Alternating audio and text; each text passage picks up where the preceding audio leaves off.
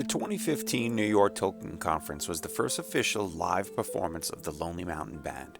Exploring J.R.R. Tolkien's legendarium through word and song, the Minstrel and the Scholar, a sub-creative song, combined music performed live by the Lonely Mountain Band with readings and lecture by Dr. Corey Olsen.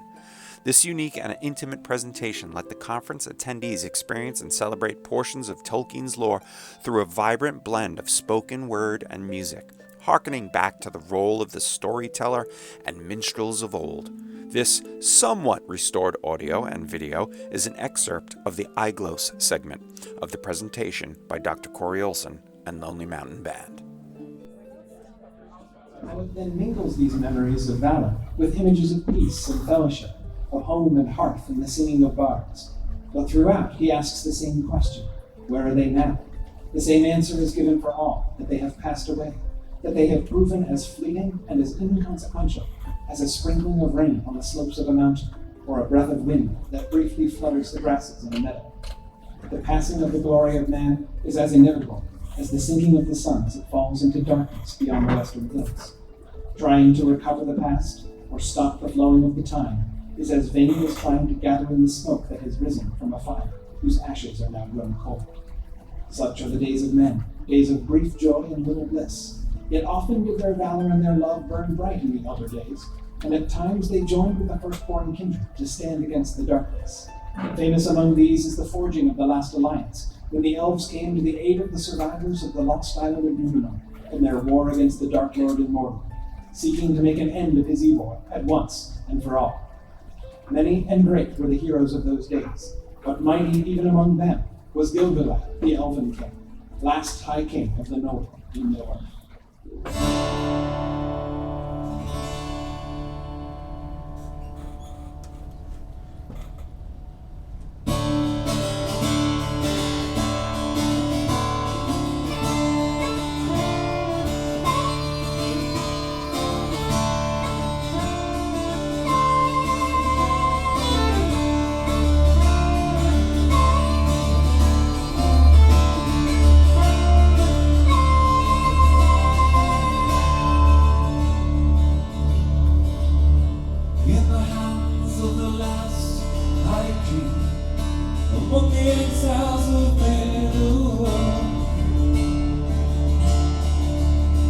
From the sea to the mountain, I come to free my after the war around.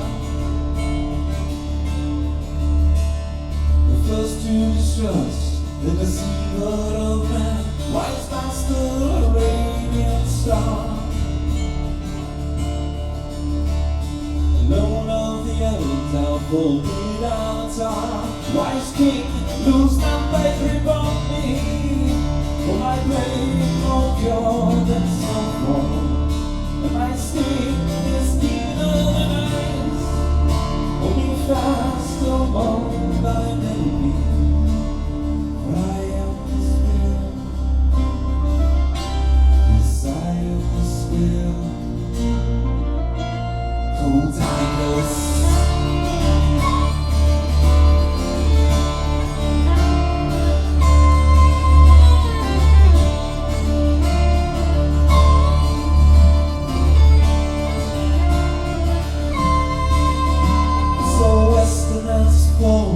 Beneath the wave, and the last of the faithful set forth. With Gondor and Arnor, I joined in the war. The last alliance of elves and men. I bring cold death to walk and gather from the gathering and tear monsoon. We saw victory's ransom on the backs of pain. 7 years of siege and of terror, for my blade more pure than snow, and my sting is keener than ice. Hold me fast among thine enemies, for I am the spirit. Yes, I am the spirit.